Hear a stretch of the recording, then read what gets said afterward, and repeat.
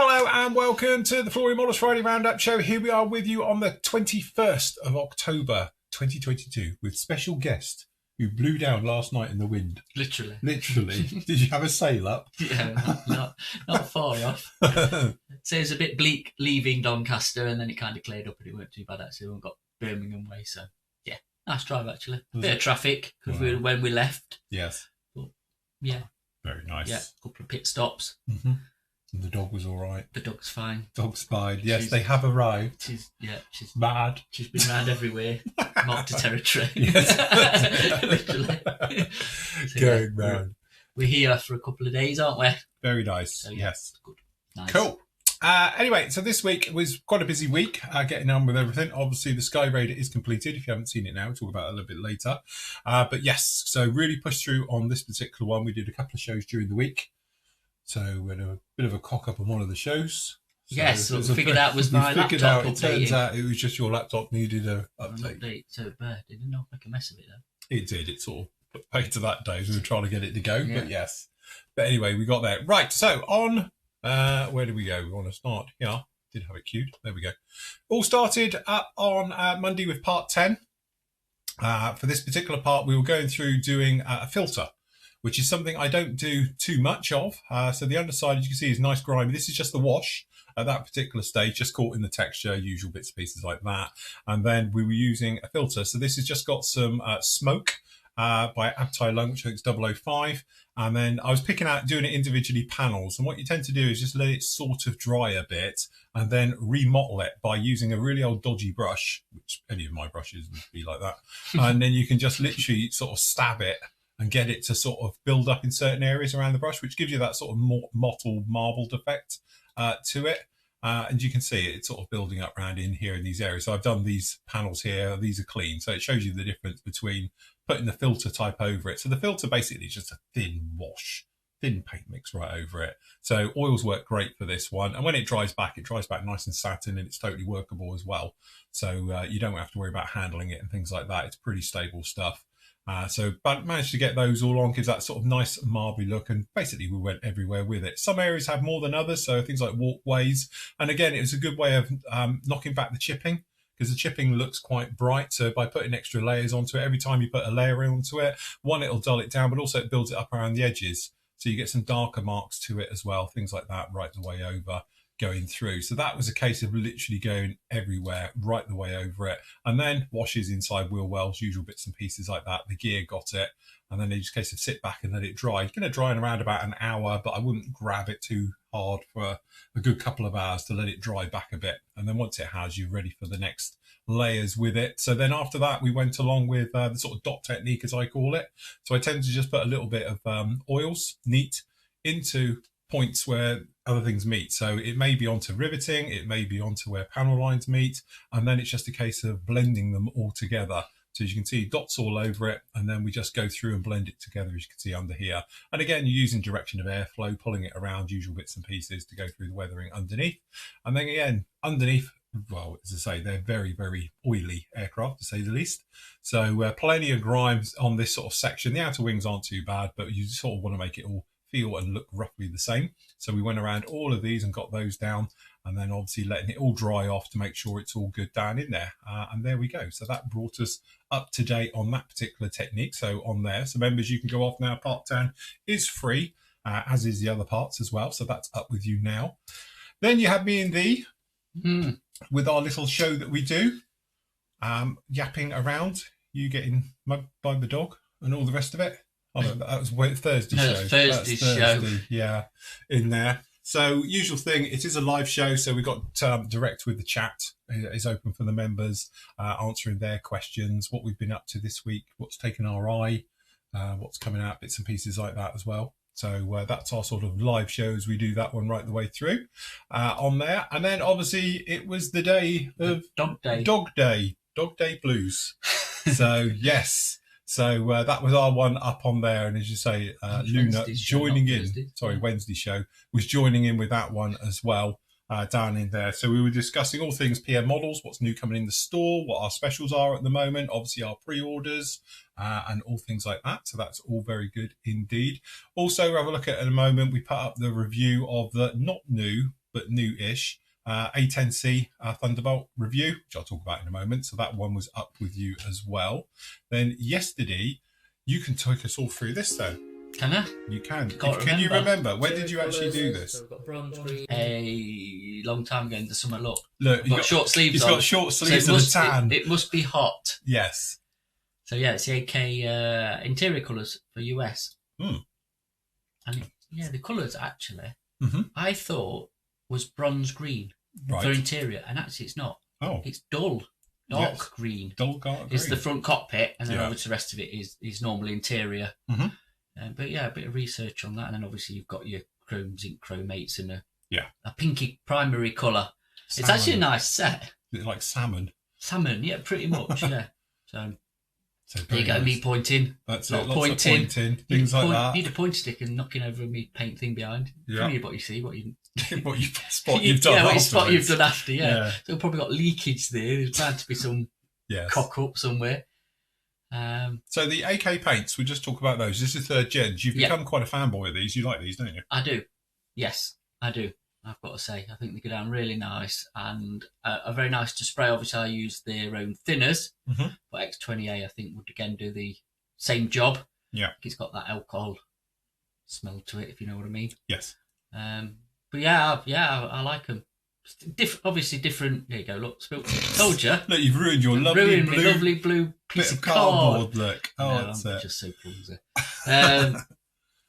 I think for certain jobs they're fantastic. Again, lacquers for other. Yeah. I mean, I've actually painted the outside in lacquers, so I haven't gone all the way through. I've used attackers and some Tamias, to be honest, for the outside of it. But I don't seem to look. I'm even using a cheap old airbrush look. It's not like I'm sticking it through. It's me. Is that a finger banger? It's kind of a predecessor, shall we say? Okay. As you can tell by the design. Is this a cheaper version than a finger banger? No, it's about the same price. Oh, is it? But I've had it a long time. Look, can't go spray now. Look, it's it. Well done, Andy. Good bit of feeling. Yeah, you could have edited it's that great out. paint. It flows lovely. That's more me, and actually, that's quite a tight. Yeah, it's a nice tight pattern. Needle and nozzle. I was going to say. I think it's a 0.2, but it seems a lot finer. Than some others. I think for base painting and stuff, it's really, really good stuff. And brush painting, it's amazing. Yes. So I have. I like it, to be honest. Do you think it's going to be one of those paints where it's going to be your go-to type paint now? Because you've been using it on your last few builds, haven't you? Yes, so. I would say so. Yeah, I like it because again. Moved away from lacquers a little bit. I know I painted the outside, but I think because I do a lot more armour and figures and all that side of it, it's ideal for that. I think for aircraft, I don't know. I think you need a bit more playing with it because I paint kind of differently. I think if you're doing sort of a lot of oil work and post weathering, yes, I don't think you'll have much of a problem with it. But I like to do that sort of mottling and building up and all that. And I'm not being thingy. It does tip dry, but not as bad as some others by a long stretch. But obviously, if you're close in, you do need a little bit of higher pressure with it. So obviously, you do get a bit of tip dry. To be honest with you, I don't normally spray with a needle guard on anyway. I normally take it off. But if you're just general base painting like I'm doing here, no problem at all. And it's got good adhesion properties. I can't remember what primer I used. I'll be perfectly honest with that. I don't know if it was the AK. I think it was the AK one. That one of the AK was it the grey one? Yeah. Coverage is brilliant. Pigmentation's brilliant for it. Yeah, I'm a big fan. I'll be honest. Like I say, if you're colour modulating, which they do a couple of sets, but you just can mix your own. It'll be fantastic. So if you're just picking out individual panels and you wanted, just a different hue, But I do, if you were doing sort of German Luftwaffe modelling, you could do it with that. Has Andy sped you up here? I think he sped you up. Yeah, no, that's me. That's my normal speed. Has it got that's what it needs, isn't it? Vanilla music. But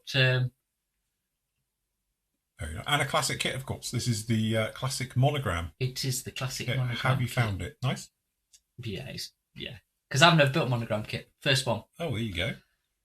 And yes, I can see the the appeal. Yes, yeah. Raised panel lines or whatever is kind of irrelevant. It's actually the way they've designed it and how it goes together and stuff. And how like how old the kit is, Mhm. is way before its time. We've got a little bit of tip dry there. Yeah. But the thing is, I'll be funny, that's the thing with acrylics.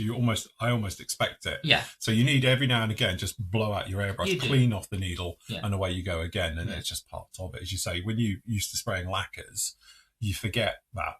Because I must admit, when I was playing with the third gens as well, it was one of those things where it was like a bit stoppy-starty, but that's pretty much standard. I think, to be honest with you, in that, I think I actually let my paint too thick anyway. Yeah. Because it's very thick paint, it's very model colour-esque when it comes out, so you do have to quite thin it. I think I remember it was hot as well. Yes. It was during our summer, which is, very not nice. Not normal for us. Yes, look, you tell them to get later in the day that the shadows are coming on. Yeah. Quite an effect, that, isn't it? It is. I think I opened the blind. Normally I open the blind, but I was that blooming hot. So it's funny, that green, as it's dried off, has really darkened. But that's the other thing with acrylics I think people forget. It goes on, but it doesn't dry what it looks like wet. No, totally different. Do you know what I mean? It cools off. Yes. If you want to use a better word. And I always say, like when I've done figure painting videos or anything, especially on flesh tones, it looks really stark and really bright. You give it an hour, even if you go away and have something to eat or whatever, and you come back and actually it's dried. Yeah. It's a completely different colour. And it takes a bit of getting your head round, I think. Yes. Because I think with lacquers and stuff, what you get is what's in the bottle, innit? Yeah. Most of the time. But yeah, acrylics can be a bit different in that aspect. But yeah. Very nice. Hopefully I can get this wrapped up because it's so... I was going to say, you're so far ahead of this. I am. You need decaling at the moment? But no, I'm not even finished spraying it. Oh, right. I've had like 2 weeks because of Flory Fest and some other stuff going off. It's not been touched. And then last week, obviously, I've done the little Jeep thing, the little amphibious Jeep. And I kind of want to get that finished because that's going for something else. But I'm going to get back on this. I need to get my head together and get it finished because it's very close, to be honest. But yeah. Very nice. Cool. Good job. Anyway, members, you can obviously see that one. Part 2 is up on the actual site right now. Bringing you bang up to date, part 11. So this is the conclusion to the Sky Raider. Finished over. I have to say, it was an absolute fantastic build. Thoroughly enjoyed it. It's one of those ones. It's a bit old school trumpeter. It's not the most detailed. And obviously there is a few flaws in it, things like that. But from a build point of view, apart from the bit in the tail, we've got that former down in here. It went together with no fit issues at all. So very happy how that all went from that point of view. And again, following up, so this one we were talking about stains and leaks. So I've got one of the orange colours from the advertising. It's great because it looks orange, but as soon as you hit it with a brush, as you can see, it goes yellow. So depending how much you buff it, it will go from orange through to basically grey. So you can actually really play with it a lot by building it up and various things. So we went through the thing of lots of leaks and streaks and things like that going onto it. Then we were doing a few little watermarks. So we did a little bit of grey just around little bulkheads and areas where it would form and run off, things like that. So we streaked those in and then we just went over them again. So you just got sort of your little watermarks in and your stains and that with a little bit of black over that. So it just gives the contrast as in grime building up, but you've still got the lighter shades coming through as well. Just trying to show it, as it would be pretty worn down and all the rest of it. As I say, corrosion control, I don't think was a major issue during the Vietnam War for land-based aircraft. Probably. So they won't really care about that. But yes, so that was all on and going down that. And then it was a case of marbling up and weathering all the weapons, things like that. So we went through again with oils, making up basically washes and filters and chucking them over. And again, marbling them up like we did before. And then smoke. So got the airbrush down in here. I do like to use an airbrush for my smoke exhaust stains and cordite marks, things like that, because I find it it blows it as it would be. So usual thing, just following the cues off of lots of reference photos. You can see how it sort of goes with this one. So start off with a little bit of XF85. Then we moved in with a little bit of gunship grey over the top of it. And then finally a little bit of XF54 just to give it a very lighter look. So you've got that sort of lead effect. I don't think they had quite as much lead in the fuel in Vietnam era as they did in World War II. But they still had a little bit. And obviously, if you see any pictures of Sky Raiders, they can go from being clean to absolutely hanging. There's a lot of splutty, oily junk that's thrown out of those radio engines. They look odd clean. Yes, when then photos yeah. when we were doing, was it Tuesday show, and you were going through obviously that them load of pictures, and the clean ones just don't look right. No, you're so used to having the stains down the side. Gotta need the stains. Yeah, it just, I don't know, gives it a bit of character, doesn't it? Brings it to life. What did you use for the yellowy, greeny? That one, it would be in my drawer behind. Oh, right, okay. Hold on. I can tell you. It would have been that one, which is... you got your glasses. Whatever that one is. Faded dark yellow. There you go. Which is orange. Which is basically orange. I don't know then why turns yellow. Yeah, it does turn yellow. It's funny with the oils, isn't it? Yes, it's funny how they do change. Because, that is... Proper. That's orange. Yeah. So it goes on orange, ends up yellow. I suppose how thin it is, it's obviously going to have its key components of orange. Yes. If you know what I mean. Yeah.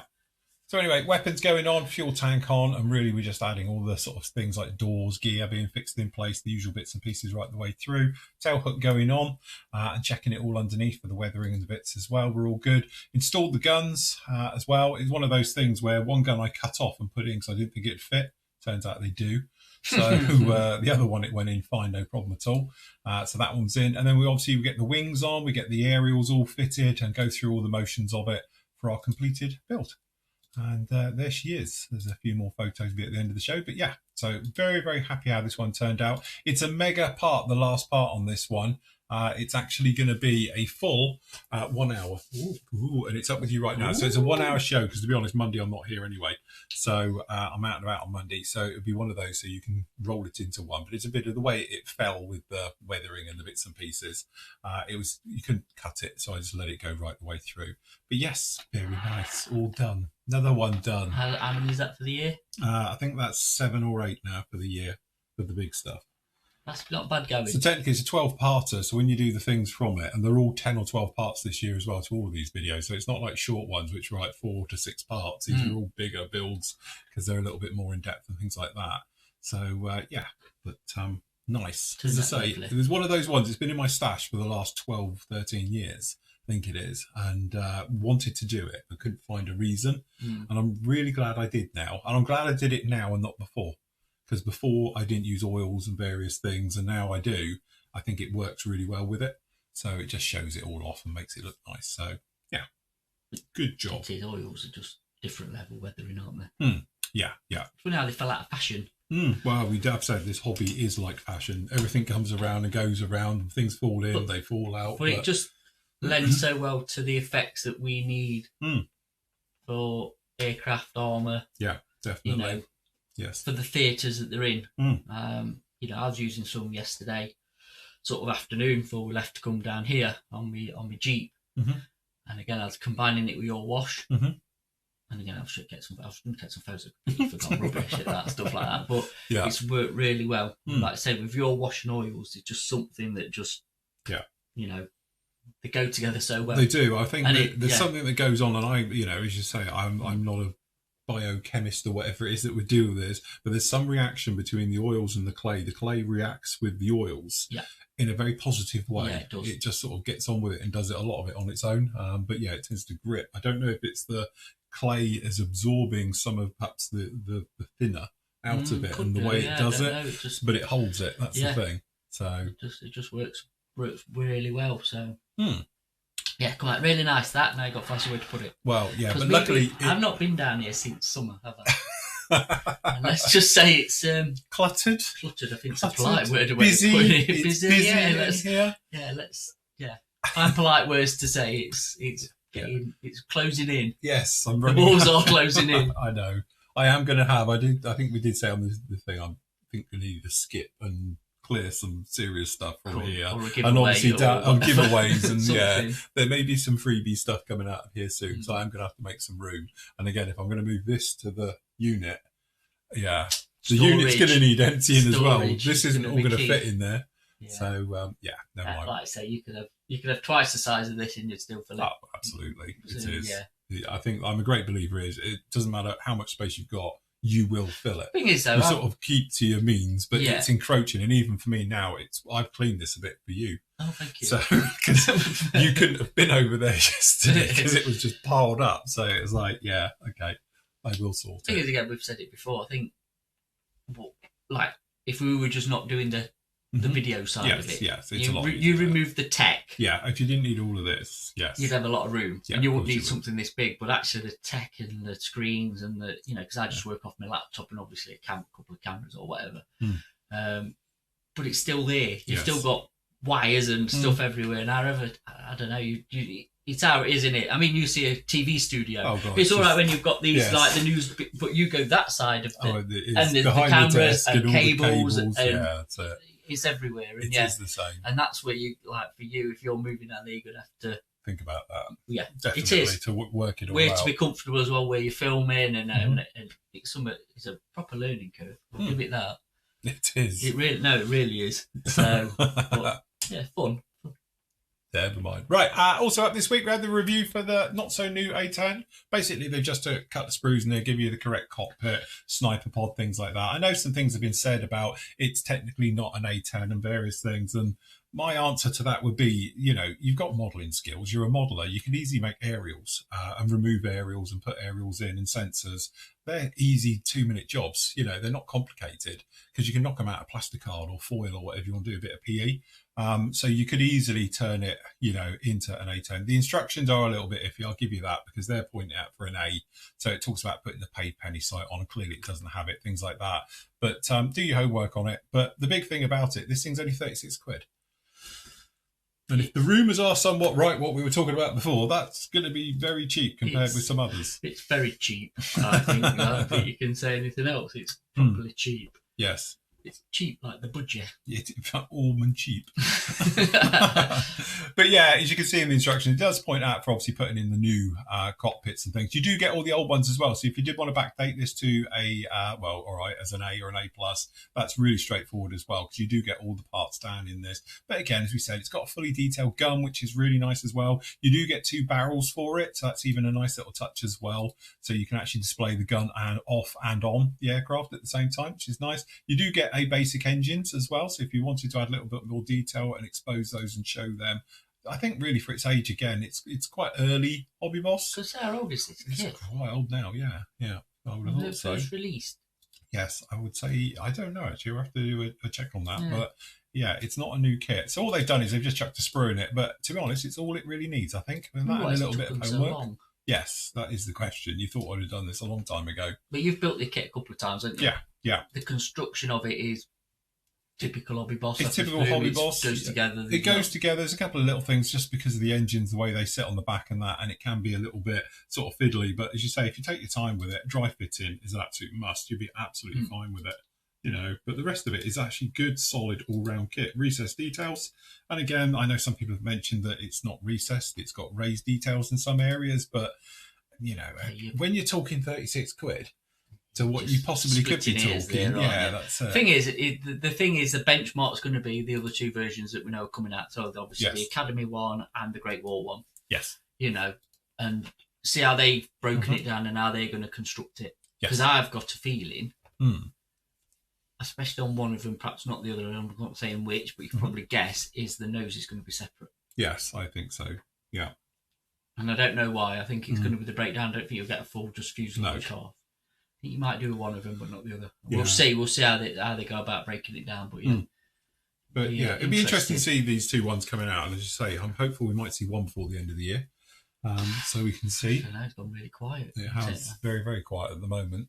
So yeah. But anyway, it was this week. Next week, you say Matt's brought me down some goodies with me, so we will be doing the 48 scale Cobra as well, special hobby one. So that's going to be quite nice to see how that breaks down. I know you don't really want to compare it to the ICM one, but things are both different scales, different things. So, but it's nice to see it in 48. And obviously, we were talking about this the other day on the show. Yeah, I just remembered actually when I was getting you other bits and bobs. I thought, take one down so you can have a peruse with it and a fiddle, get your peepers around it, and have a look. So we'll see how those are. But anyway, I'll get those reviews done for you next week as we make our way through with those. So that's all good.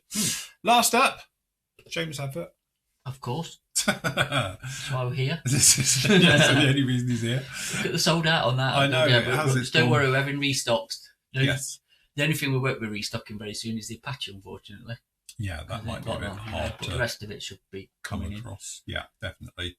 But again, all the other ones down in here as well, which is quite nice. So we've got the Phantoms bits and pieces down here. Are we going to be able to get some more of those as well? Yep. that's it. So there's some more bulldogs coming in. Coming back in. So once you've done royalty viewing, everybody's going to, go out and get one. Yeah, fair enough. There's the Cobra up. There it is. Very nice as well. And it's the high-tech version. High-tech. Are they doing different versions? There is another version out. I actually didn't realise we did have the other version in, which was the Spanish one, and somebody else's was the first boxing of it. Right. And then obviously this one came. Yeah, this is special of it. There'll be 300,000 boxings of it. Oh, right. they'll make the most of it. And obviously ICM's reboxed it with the Bronco in it. Yes. And the figures. But there's your little 3D bits, some resin, etch, mask set. What more do you need? It's all in the box, isn't it? In there. What's the 3D bit? Was it these bits? Yeah, what's that? Yeah, that's a flight yoke. And that'll be the weapons operators bits as well. Oh, right, okay, so it's cockpit. Yeah, parts. and that's the side thing that comes over, which hooks onto this bit. Yeah, because the thing is a CMK. Yeah. Oh, right, yeah. That's in it, which you'll show obviously in the review. Yeah, we'll do the review. But we get that review out next week, so that's quite nice as well. Other bits, Dan, at the moment, we've got our specials section, which had a bit of an update. So we've got some, obviously, we've had a pre-order going, so like members have already got their pre-orders pretty much, so we've got a few over. So we've put obviously the OB2000, the Beauforts, which are sold out, seems to be everywhere at the minute.